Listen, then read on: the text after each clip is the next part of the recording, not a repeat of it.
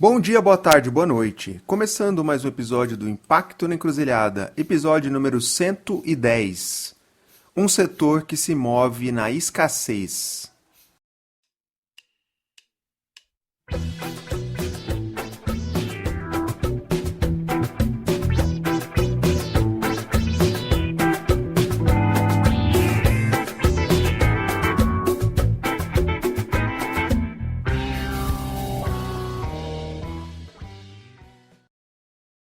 Bom, nesse episódio eu troquei uma ideia com a Andressa Trivelli, liderança aí da rede Tecorra. A gente fala mais sobre, a rede, para quem nunca ouviu falar.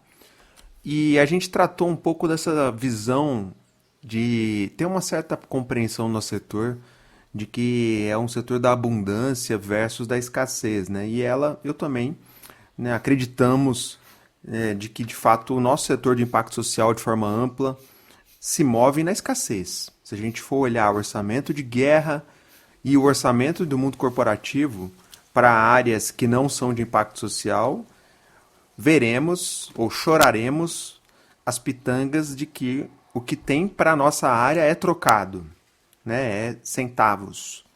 E mesmo assim a gente faz uma porrada de coisa com esses trocados, vivemos de trocados na real. Então a gente discute um pouco isso e também na esteira aí do ESG, da onda ESG. Bem interessante, Eu vi uma pessoa, Andressa, que já tem uma caminhada também longa no setor.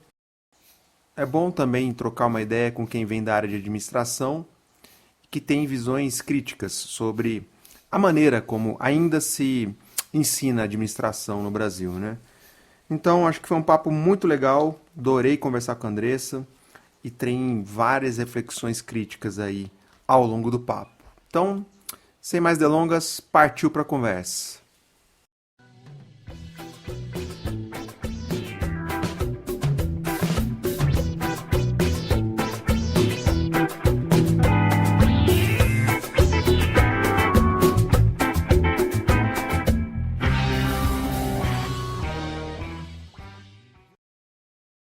Bom, Andressa, bem-vinda. Obrigada por você ter aceito o convite. Uma alegria tê-la aqui conosco. Para a gente começar, se apresenta para quem está nos ouvindo quem é a Andressa e fala um pouquinho da Rede Tecorra também. Bem-vinda. Obrigada, Fábio. Obrigada pelo convite. Uma honra enorme estar aqui. Escuto o podcast já faz bastante tempo e estou bem feliz de estar aqui colaborando com a visão que o podcast traz, acho que para o setor que é super importante. Meu nome é Andressa. Sou uma jovem pessoa de 40 anos quase já, que desde os 20 anos, assim, depois que eu comecei a trabalhar, eu comecei a entender que o mundo era o mundo, eu tinha uma sensação de que alguma coisa não funcionava muito bem ali no setor profissional, no mundo profissional comum, no comercial, naquele mais que a gente é empurrado geralmente para trabalhar quando a gente começa a trabalhar. E aí, muito antes de existir esse termo também, de carreira com propósito, eu já não via muito sentido, em trabalhar para grandes corporações, para elas crescerem desenfreadamente, a gente ganhando 20 centavos de troco de obrigada, de valeu, nem obrigada, só de ok. E aí eu ainda mais estudando administração, naquela época eu era universitária, e eu não entendia muito por que é que a gente estudava só como essas enormes organizações funcionavam, Até tinha uma matéria perdida ali de gestão de pequenas empresas, mas ainda assim eu achava que era estranho, como a gente estudava, E aí comecei a entender o que era terceiro setor, naquela época que existia alguma coisa, E aí lá para 2006... então já tem quase 20 anos, eu fui me aproximando um pouco do que existia no setor na época, do pouco que existia.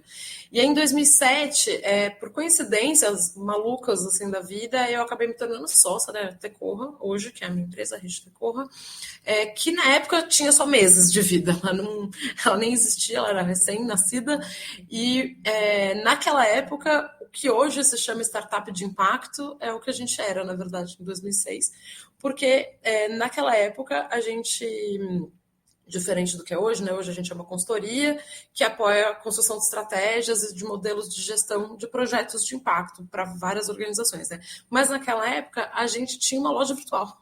Então a gente realmente era uma startup, do mundo digital, do incipiente mundo digital também. A gente tinha uma loja virtual que a gente programou ela do zero para comunicar, para conectar comunidades produtoras de artesanato, e aí o que hoje pessoal chama de produtos da sociobiodiversidade, né, ao mercado que era mais consolidado, que sempre foi o mercado do Sudeste, e ainda é, né.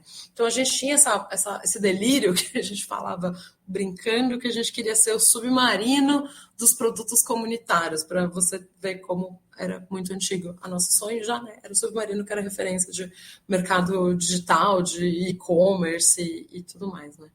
E como os jargões hoje do mundo startupeiro, né, diz, a gente pivotou o negócio várias vezes, e aí por quase 7 anos, né, a gente teve a loja virtual, que a gente manteve ela de pé, mas a gente também testou abrir mercados, né, para esses produtores em lojas de shopping, a gente exportou, e a gente acabou mais se consolidando um pouco melhor, assim, no setor de brindes corporativos, e a gente foi testando várias alternativas para como é que a gente conseguiria ampliar nosso impacto de fato, né, impactar as comunidades, gerar renda naquela época, que era a grande questão, e a gente continuar existindo, continuar como negócio de impacto, que o nome também nem era esse na época, o pessoal chamava de só negócio social, enfim, já passamos por vários termos do que a gente era, mas aí também muita mudança tecnológica e no próprio setor aconteceu, né, e a gente foi se estabelecendo como uma organização que presta serviços para outras organizações que estão no campo,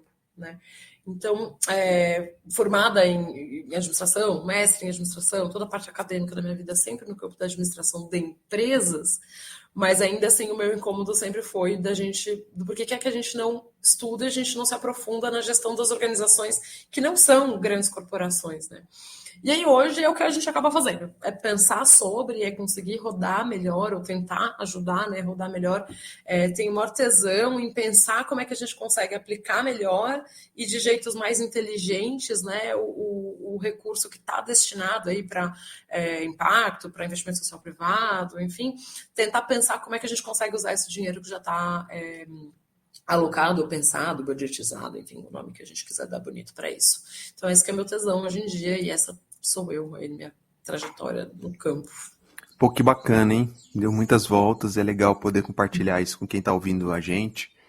E eu tenho feito uma pergunta aqui, Andressa, para outras pessoas que têm passado aqui pelo podcast, que é que a gente avançou muito no nosso setor de impacto social de forma ampla, no discurso, né? Então a gente fala bastante hoje de diversidade, de colaboração, de parceria e um monte de outras coisas, mas a gente ainda escorrega em colocar isso na prática.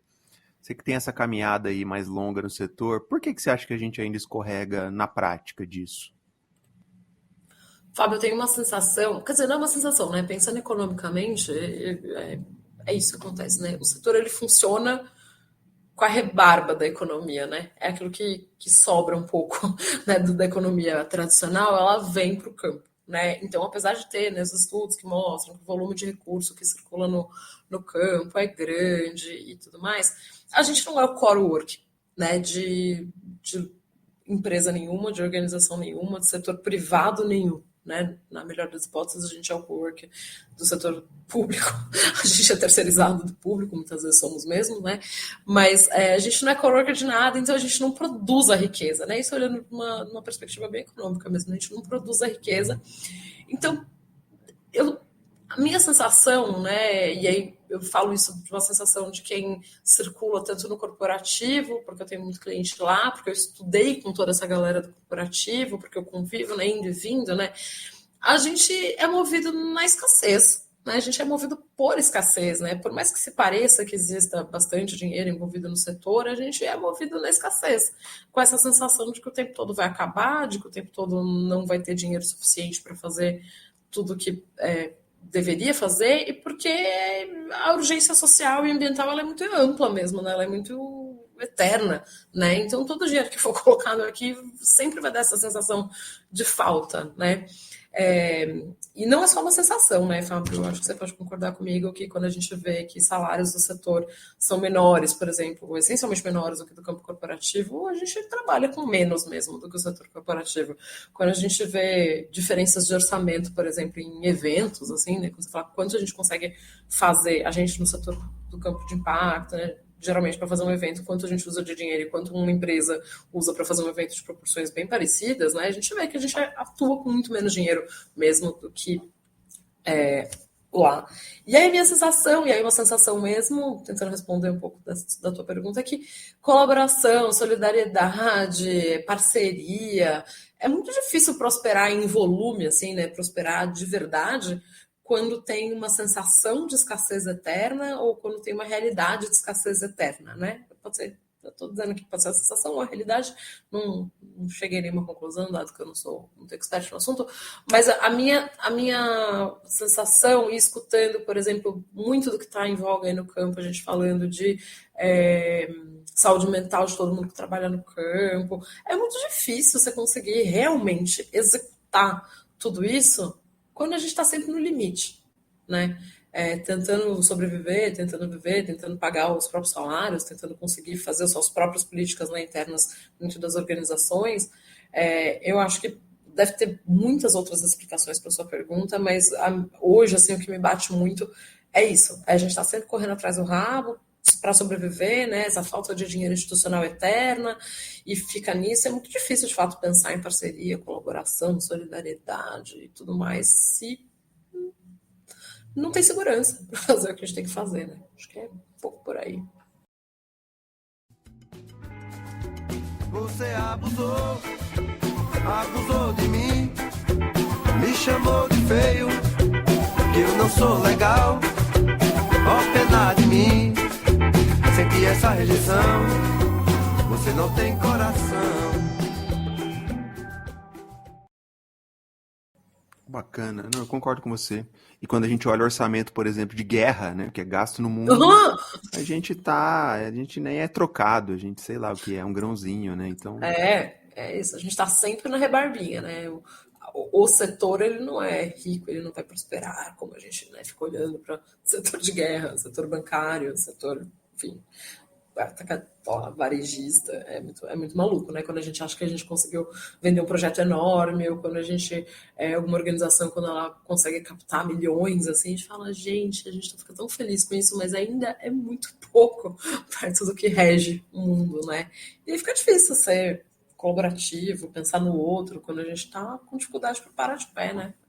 Essa sensação. com certeza.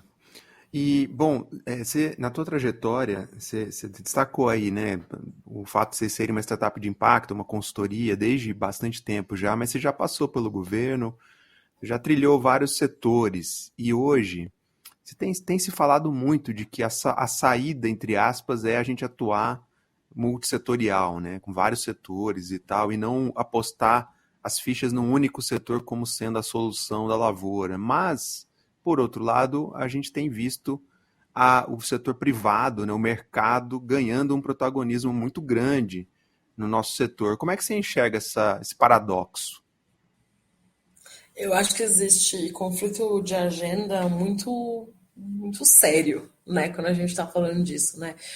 Por mais que seja bonito e seja desejado, teoricamente, né, uma atuação multissetorial, multi-stakeholder, né? Quem coordena isso, né? Porque na prática cada um está fazendo o seu planejamento de alguma maneira, né? Ou supostamente, né? A agenda de ODS deveria minimamente ajudar a gente a trilhar metas ou, né, horizontes mais ou menos parecidos, assim, mas na verdade não, né? Na verdade, cada organização, cada órgão de governo, cada organização da sociedade civil, cada empresa privada tem ali um planejamento, tem as suas próprias agendas, tem os seus próprios interesses, e é ok isso acontecer, né? Isso dificulta imensamente, né? Você conseguir trabalhar junto, olhando para os mesmos horizontes, né? Acho que até iniciativas que se propõem a trabalhar de maneira coletiva, ainda assim precisa de um secretariado, ainda assim precisa de uma governança. Estou aqui não querendo entrar na história do G, do ESG, mas precisa de uma maneira de coordenar tudo isso, que é muito difícil. É muito difícil, porque tem interesses diferentes, existem conflitos de agenda claros, né? Como é que você coloca o recurso do setor privado para solucionar um problema que ele mesmo gera? Não precisa ser muito gênio para entender que existe um problema sério quando a gente está falando sobre isso. Eu acredito muito na boa intenção, de verdade, em várias situações, não em todas, mas de várias situações, na boa intenção de tentar encontrar soluções plausíveis, né, para resolver o problema que ele mesmo gera. Mas é muito difícil, porque quando mexe no meu bolso, no meu salário, no meu status quo, no meu local de conforto, e aí quando eu digo meu, não é a pessoa física, né? É cada organização, cada instituição, o planejamento coletivo vai pro saco, né? Eu já vi isso acontecer, eu já vi situações de uma coalizão de empresas privadas, que falaram, não, vamos aqui fazer acordos e queriam chegar lá num documentão para conseguir entregar uma meta que tinha a ver com coisas ambientais. Passou 1 ano e meio e não conseguiram sentar para fazer. Tendo um secretariado contratado para conseguir coordenar isso. E não conseguiram. Então, né, para mim, a conflito de agenda sempre vai ter e demanda muito mais tempo do que a urgência climática, do que a urgência social tem para conseguir chegar nesses meios de caminhos, nessa atuação multissetorial maravilhosa e mágica, que é muito difícil. E as coalizões tantas, né, que temos, redes e movimentos e 1000 nomes aí bonitos no setor. Eu concordo com você, acho que a gente tem um desafio de liderança, de um pouco de quem vai ser o pai ou a mãe dessa criança, né? Um pouco isso que você está trazendo, né? Agora, Andressa, tem um ponto na nossa agenda que é a gente, com todos os limites que a gente tem no setor, a gente precisa de pessoas, né? São as pessoas que supostamente ainda movem as engrenagens do nosso setor. E aí a minha pergunta é, hoje tem uma galera chegando, recém-formado, e gente transicionando de carreira, vindo para a área de impacto, supostamente em busca de mais propósito e tal, e ao mesmo tempo quase não tem ninguém oferecendo formação para essa galera. Então chega gente com a régua totalmente desnivelada. Por que você acha que falta oferta de formação para essa galera no nosso setor? Eu percebo, eu trabalhei com formação, até como oferece, inclusive, formação em gestão de projetos, né? Projetos de impacto socioambiental, especificamente isso, né? E aí eu acho que tem algumas perspectivas disso que você está me trazendo, né? Então, eu não tenho tanta certeza se tem tão pouca oferta de formação específica para isso. Eu não sei exatamente qual a perspectiva que você traz, isso, né? O que eu vivencio é que, um pouco mais crítica, ela esbarra no funcionamento do setor. Né? Se a gente for fazer aquela brincadeira séria, mas brincadeira dos 7 porquês, né? Você tem lá um problema social que você quer resolver. Bom, por que ele acontece? Por que isso que acontece? Se chegar no 7º porquê, a gente vai querer explodir o mundo. A gente vai chegar e falar, cara, não tem jeito, né? Dá um desesperinho, assim, né? Se a gente for realmente olhar para uma perspectiva crítica, as formações, elas vão levar o setor a se implodir. Eu tenho um pouco dessa sensação. E falo isso de um ponto de vista bem concreto, assim, né? Então, quando a gente, enquanto consultor, chega contratante falando assim, a gente precisa tomar decisão com base em evidências. Aí a gente traz as evidências para embasar o desenvolvimento do projeto, para embasar o desenvolvimento da estratégia. Está aqui, dados setoriais, dados secundários, dados primários, todas as evidências pedidas. E aí, com base nas evidências, a melhor estratégia é B e não A. E aí fala, putz, mas é que a estratégia A era a estratégia que a gente estava querendo. Pois é, mas é que com base em evidências, você concorda comigo que o melhor a se fazer com o investimento do ponto de vista da necessidade social, do que as evidências estão trazendo, deveria ser B? Aí, até concordo, mas veio de cima, não é comigo, não tenho como fazer muita coisa, é isso aí, veio lá do headquarter, essa projeção, esse olhar, esse horizonte aí, essa estratégia e tal. Então, assim, quando a gente traz uma visão, uma reflexão mais profunda, quando a gente vai atrás das causas de verdade, poxa, Fábio, isso dá trabalho, né? Dá trabalho, vai ter que mudar status quo de novo, vai ter que fazer transformações, às vezes, organizacionais para adequar aquela necessidade. Então, assim, para mim, acho que não é só que existe pouca oferta de formação para a galera que vem do propósito, né? A galera que está aí querendo entrar no setor e tudo mais. Eu acho que as que existem atendem a uma necessidade muito concreta de execução. Isso tem um monte de formação dessas aí, tipo, comerciais, assim, falando de como as maravilhas do ESG, as maravilhas da gestão de projetos, as maravilhas, como criar uma teoria de mudança em 2 segundos. Tipo, isso tem um monte. A minha questão, e aí eu acho que nisso a gente talvez concorde, é que aquelas que existem, então, não estou nem discutindo se tem pouco ou muita, mas as que existem, na verdade, elas embasam algo que não faz a transformação onde ela deveria ir, né? Assim, não sei todas, mas a maioria delas, né? Então, estou trazendo um exemplo meu, real, isso realmente aconteceu, isso que eu estou dizendo mais de uma vez na minha vida. Da gente trazer dado, trazer crítica, trazer fundamentação teórica para coisa, e aí você fala, não, mas não vai dar.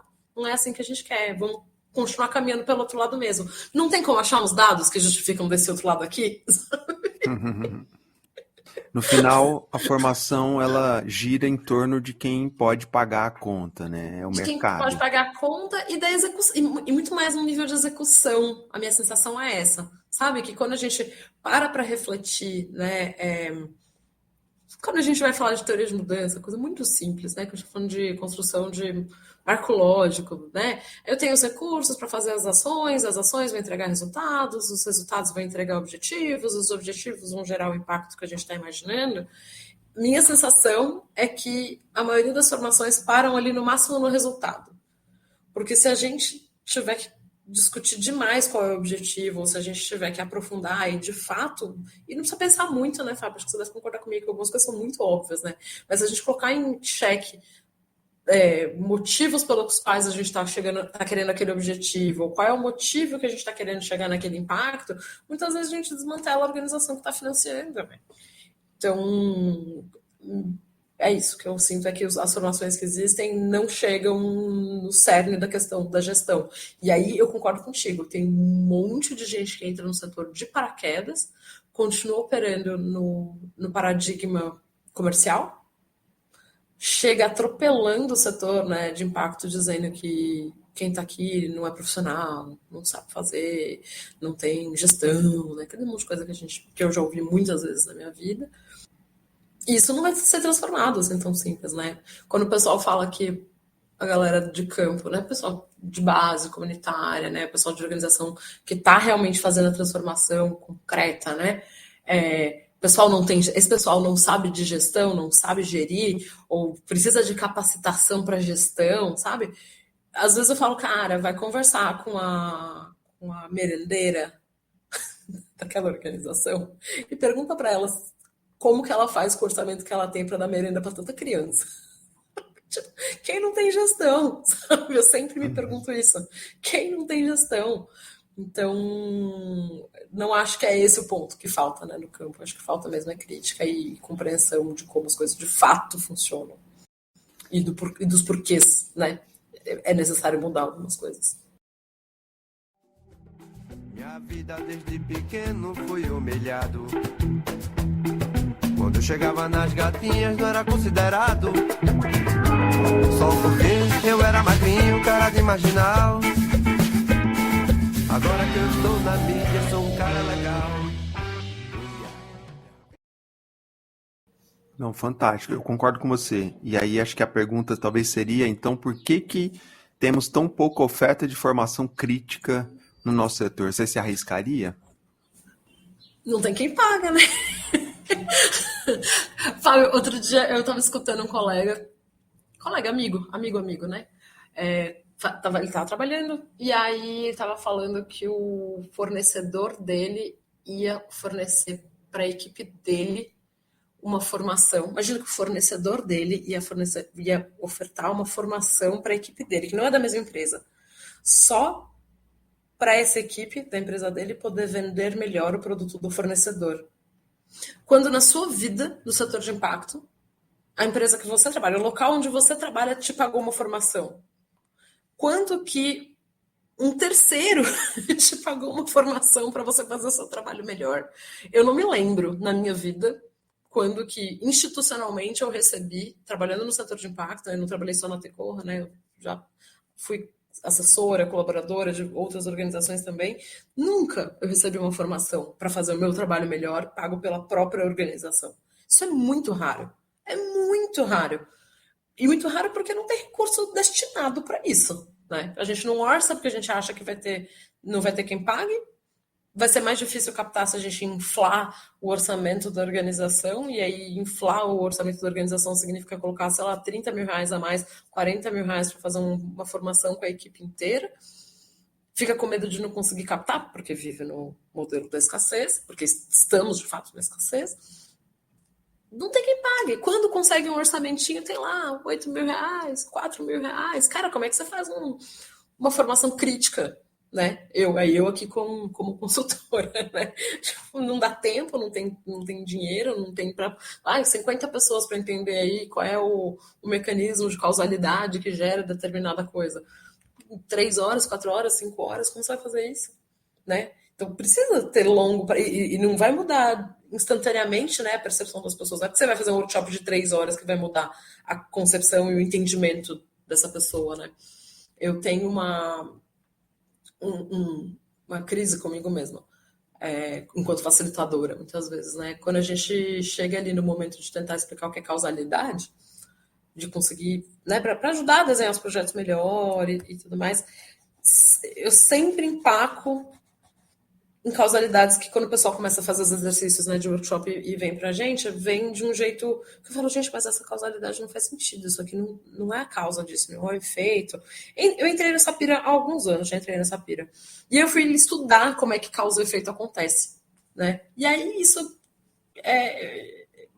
tem a ver com a sua primeira infância, lá atrás, Piaget explica isso, não sou pedagoga, não vou saber explicar exatamente, mas eu entendi que em nenhum workshop eu vou conseguir resolver a dificuldade das pessoas de entenderem causalidade. Não é um workshop, sabe? É uma formação inteira para a gente conseguir aprofundar. E quando a gente está falando de problema social e problema ambiental, a gente tem que entender muito bem de onde está vindo as coisas, senão a gente vai fazer um projeto que vai atacar a causa errada e vai gerar uma outra externalidade, cagada, errada. Vai gerar um outro problema, né? Se a gente não se aprofundar de fato em quais são as causas daquele problema que a gente está querendo resolver. Isso demora, não tem dinheiro, não tem atuação proativa para fazer isso também. Isso. Não tem tempo. Eu realmente acredito, não tem tempo, eu legitimamente, Fábio, aí assim, o meu fiozinho de esperança na humanidade, assim, sabe? Eu tenho bastante, assim, até. Eu não acho que várias pessoas que trabalham no campo, trabalham em institutos, em fundações e tudo mais, eu não acho que eles são cuzões. Não acho mesmo. Tem muita gente técnica maravilhosa trabalhando dentro de fundação, dentro de instituto, tentando fazer esse hack mesmo, assim, sabe? De cara, de pegar o dinheiro privado e colocar dentro do campo e tentar transformar legitimamente, né? Fazer transformações duradouras, transformações boas e transformações que não são só nenhum greenwashing, pinkwashing ou qualquer washing possível. Mas é muito difícil, né? Você conseguir jogar todo o jogo do equilíbrio das forças e das políticas e ainda assim ter tempo, que é o que você falou, para formar a equipe. Porra, é muito difícil, né? Eu fico tentando vestir o chapéu de, né, gerentes, diretores de institutos, que são uma galera crítica, assim, sabe, informação, assim, sabe, tipo, de verdade. Eu conheço vários deles, né? E que eles precisam equilibrar tudo isso. E eu bato palma, que eu falo, cara, é muito difícil mesmo. Né? Como é que ele organiza esse recurso, né? Como é que faz isso? Como é que convence um CEO de corporação mesmo, né? Olhando lá que, pô, eu vou colocar mais 200 mil reais no meu orçamento porque a minha equipe não entende causalidade do problema que a gente está querendo resolver. E eu vou fazer uma formação com eles por 2 anos. Eu não vejo as equipes durando mais de 2 anos, sabe? Não sei se você vê na sua atuação, mas é muito difícil manter uma equipe 2 anos parada. Como é que você vai formar a equipe e tal, para ele entender melhor a sua atuação e tal, e depois começar a pensar nesses projetos? Eu vi nesses últimos 7 anos aí que a gente só está trabalhando com isso, dois casos de que eu falei, cara, a galera tá dedicada a mexer na própria equipe, assim, sabe, a construir a própria equipe. É muito difícil. E assim, além do desafio dessas pessoas permanecerem nesses lugares, por vários fatores, tem também eu tenho escutado também um certo papo de que não, mas esse mercado nosso está aquecido, então as pessoas pulam para outros galhos, digamos assim. Você também observa isso?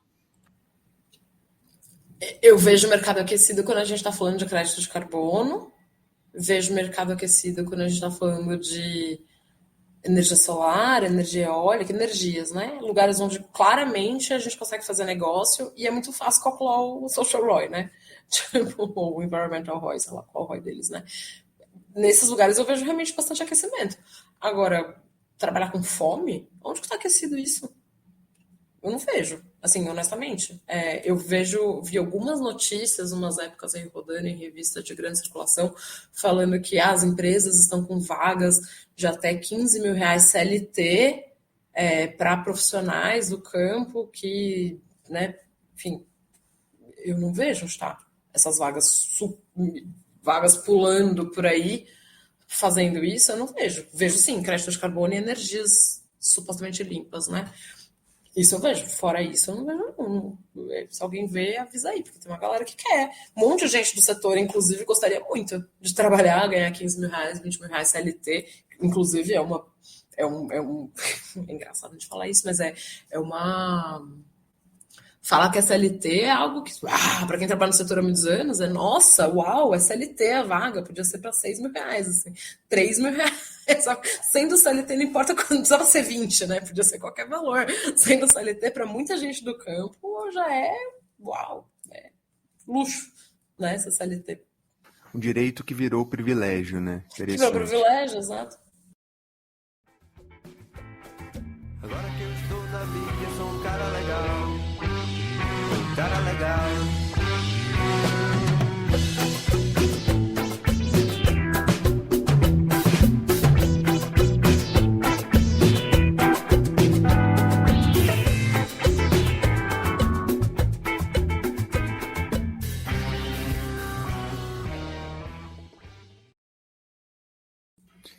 Andressa, você citou no início do nosso papo aqui a questão do ESG, né? Que é, assim, eu já falei sobre isso, tá? O link na descrição, o quanto essa agenda não me convence, mas ela está crescendo absurdamente nesse pós-pandemia. Na hora que você estava mencionando, você falou, pô, a gente fala tão pouco do G, do ESG, por que você acha que a gente fala pouco sobre ele? Primeiro porque eu acho que ele é menos concreto, né? Outra coisa, no teu episódio que você fala do ESG, você ainda fala do E, né? Que E ainda é uma palavra em inglês, não pegou o A aqui no Brasil e tudo mais. E o G, eu acho o assunto governança ele é um assunto etéreo, né? E é um termo que pouca gente conhece, para começar, né? Algumas vezes na vida, quando eu já fui falar, dar aula sobre o que é ESG, como é ESG, como chegamos no ESG, quando eu falo que a governança vai às estruturas para tomar decisão dentro de uma empresa, eu já vi várias caras de fichas caindo, assim, de entendi. Eu acho que, para começar, né, é um assunto que não é todo mundo que está familiarizado com governança, ainda que no campo de impacto socioambiental a gente está bem acostumado, né? Minha sensação é essa, né? O pessoal do corporativo começou a olhar, né, para a governança, né, e trazer isso tanto para a tona. Mas, cara, toda organização social, né, qualquer organização da sociedade civil, bem feito ou mal feito, sabe, né, que existe conselho deliberativo, conselho fiscal, né? Essa estrutura ela vive, né, nas organizações da sociedade civil desde sempre, né? E algumas funcionam melhor, outras menos, outras são mais presentes, outras menos, umas são só para inglês ver, outras não, mas existe, né, o termo. E a outra questão, eu volto no tema dos assuntos espinhosos ali, das mudanças de status quo, assim, né, seja institucional, seja pessoal de cada uma dos profissionais. Quando a gente fala de uma governança, minha sensação, né, em prol de fazer melhores escolhas, né? Melhores escolhas significa que a gente vai tomar a decisão, colocar o dinheiro ou colocar o recurso, seja recurso pode ser dinheiro, ou pessoas, ou esforço, ou a estratégia que seja, naquilo que é de fato necessário, né? Baseado em dados, baseado em informações, baseado em evidências que a gente está vendo ali. E se esse desenho faz com que automaticamente a gente caia nos lugares que a estratégia não era aquela estratégia desejada, né? Você fala, a gente podia pular esse pedaço. Podia pular esse pedaço? Não precisa, a gente já sabe que é legal, né? Então eu tenho que funciona, a gente já sabe que funciona, talvez não precise. É isso, ela não é tão etérea e tão concreta, e aí eu acho que é fácil da gente ir passando por ela. Falo no lugar de casa de ferreiro espeto de pau. Quem nunca, né, e digo que eu já fiz isso, começou um projeto sem assinar contrato. Isso é governança também, né? E a gente faz, porque vivemos na escassez, no corre, né, instantâneo, vai dar tudo para ontem, não vai dar tempo, vai ter que fazer, vai ter que correr, enfim. Acho que Incrível. minha sensação passa por aí. Você abusou de mim, me chamou de feio, que eu não sou legal, ó pena de mim, senti essa rejeição, você não tem coração. Legal, muito legal essa reflexão, e acho que ajuda quem está ouvindo a gente a pensar de forma mais crítica mesmo sobre o tema, para além do estouro da boiada que a gente está vivendo nessa agenda. E aí, para a gente fechar, Andressa, um papo maravilhoso. Obrigado mais uma vez, por ter aceito o convite. Privilégio. Você falou ali no início, quando você estava apresentando a Tecorra, você falou, poxa, a gente era uma startup de impacto antes disso ser uma moda, digamos assim, e hoje a gente é uma consultoria. E aí, a minha pergunta é, eu tenho observado um movimento contrário hoje em dia, que é muitas empresas que são consultorias vestindo a camiseta de startup de impacto para poder acessar programas de aceleração e recurso que tem essa fronteira mais hype. Como é que você enxerga esse movimento? Uma ótima pergunta. Eu não tenho, enquanto liderança, né, dessa rede de consultores que somos, eu não tenho nenhum tipo de visão ou almejo ser a maior consultoria do Brasil, a consultoria mais incrível, a que acessa os melhores e maiores e incríveis recursos. Eu não tenho nenhum tipo de visão de ter 80 funcionários, não tenho esse tesão assim pensado, né? E tão pouco acredito que eu vou conseguir ser rica trabalhando como consultora no campo de impacto. Nem ser rica como consultora e nem ser rica, milionária, ou sei lá, bem-sucedida, sei lá qual é o nome que possa se dar para isso, trabalhando com impacto socioambiental. Para mim é um paradoxo achar que eu vou ficar milionária e acumular um montão de riqueza tentando resolver um problema social. Então, eu acho que os modelos de aceleração para startup, por exemplo, inovativa, eu sou mentora do Inovativa, eu vejo um monte de startup, eu vejo um monte de organizações, eu apoio essas organizações a se desenvolverem. Minha vontade, né, meu desejo é que elas consigam gerar maior impacto. Se alguém está lá, ou nesses programas, né, achando que vai crescer estupendamente, que vai ser, nossa, né, eu acho que não vai dar certo. Assim, honestamente, já vi um monte de gente passando por esses programas, passando por esses processos, e os que funcionam direito são aqueles que têm modelos de negócio que, de fato, batem com problemas sociais. Ou, às vezes, até que você perde um pouquinho de problemas sociais, mas que tem um modelo de negócio concreto, real, né? Por quê? Porque aí a pessoa que coloca dinheiro, é investidor, aí não é só investidor de impacto, é investidores tradicionais também que vão vir e tudo mais. Eu não consigo... a não ser que seja, né, um grande desejo daquele fundador, daquele grupo de fundadores ou daquela organização, né, que eu não sei, eu não estou visualizando muito isso que você trouxe como exemplo, né, de consultorias que estão virando startups de impacto, mas a não ser que ela tenha encontrado um problema muito específico, né, alguma coisa muito legal, que ela fala, cara, achei a solução para esse problema. e vou meter as caras em todos os programas para conseguir resolver esse problema, se não for essa situação, honestamente, eu não sei se faz sentido, sabe? Eu não sei se eu estou respondendo a sua pergunta, porque eu não consigo. Ninguém vai ficar rico com programa de aceleração, sabe? A sua startup não é o programa de aceleração, nem esses dinheiros de venture capital ou de qualquer coisa que vai, de fato, resolver um problema social ou sequer te deixar rico, né? Seja lá qual é a motivação, né, que move, né, a pessoa, seja resolver o problema. Eu acho que são as duas coisas juntas, elas têm que estar casadas de um jeito muito mágico e, tipo, é isso. Eu não vejo como fazer isso. E já vivi muito programa de aceleração. Eu posso estar falando a maior besteira do mundo. Já vi muitas iniciativas nascerem maravilhosamente bem dentro de programas de aceleração e crescerem, e ficarem muito legais e resolverem de fato os problemas todos, ou parte deles, né? Ou não, né? Ou desistir de uma parte e de focar em outra. Mas eu não consigo entender esse hype todo. A verdade é essa, né? A verdade é essa. Eu enxergo várias vezes um monte de sabão, sabe, assim, acontecendo, sendo ensaboado, faz uma espuma. E tudo bem, porque a inovação tem que ser tentado bastante até que alguma coisa de fato funcione.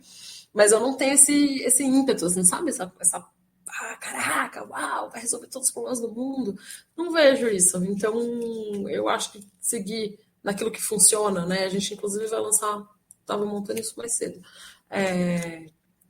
um resgate com todos os clientes passados para falar o que a gente fez que ficou na organização enquanto consultoria, né? Tipo, ficou alguma coisa? Vocês ainda usam alguma ferramenta que a gente ajudou a mostrar, a elaborar, a montar? Alguma parte de planejamento que vocês ainda falam, lembram com carinho, assim, tipo, foi a galera da Tecorra que ajudou.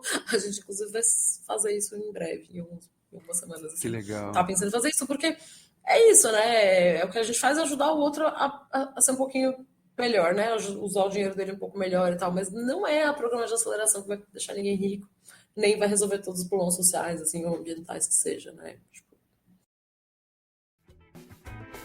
Agora que eu estou na mídia, sou um cara legal. Um cara legal.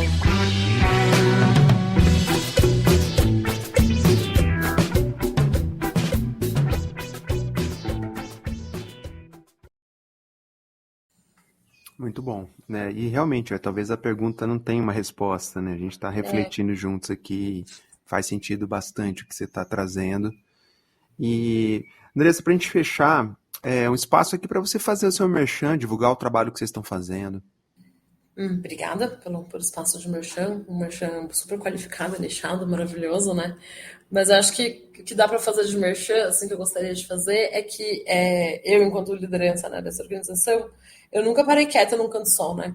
Tipo, eu sempre fui chamada para tocar algum projeto dentro de alguma outra organização, ou para ajudar a desenhar, elaborar, dar start, tirar do papel alguma iniciativa dentro de alguma outra, enfim, organização que já exista, de gente que eu conheço e tal, ou simplesmente fazer alguma invencionista e sair do zero, né? Então, essa é a minha natureza, eu acho que é um pouco da natureza da Tecorro também, né? Da gente se conhecendo o setor, conectando com todo mundo, então a gente está sempre super aberto a escutar propostas, pedidos de ajuda, novos projetos e o que alguém puder achar que a gente possa colaborar.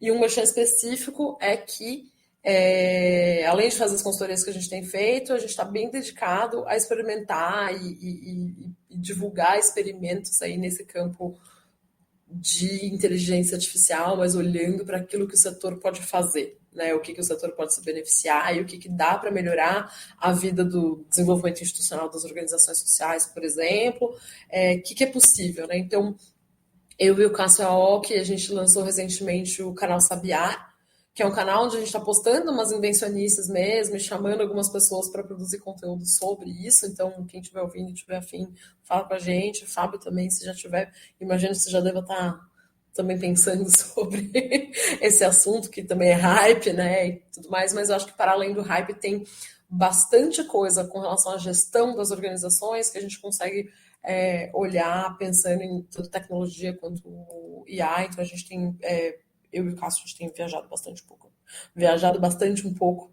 nesse assunto, e tem o canal Sabiar para quem quiser ver o que a gente tem aprontado por aí sobre isso, né? Como é que a gente melhora a estratégia, como é que a gente melhora a gestão, como é que a gente consegue...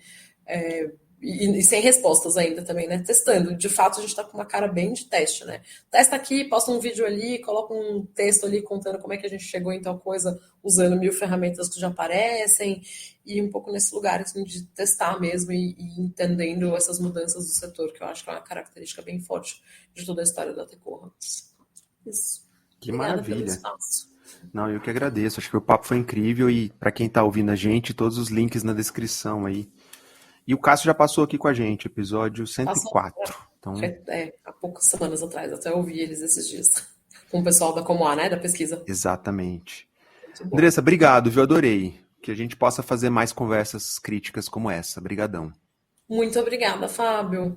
Até logo para todo mundo que está ouvindo e se liguem nos links que o Fábio deixar aí, entre em contato com a gente, a gente sempre quer escutar o que está acontecendo no setor também e colaborar da maneira que for possível.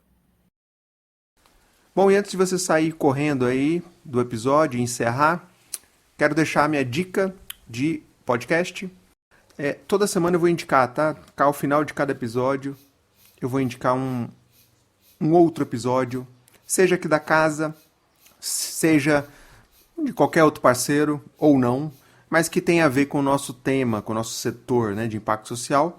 E a dica de hoje que eu deixo é o Aqui se faz, aqui se doa, episódio número 88. O terceiro setor é racista? Achei muito boa a discussão, então recomendo aí para quem estiver procurando dicas. Então tá o link aí na descrição, tá bom? Então, boa diversão, gente. Valeu, abraços. Toma jeito aí.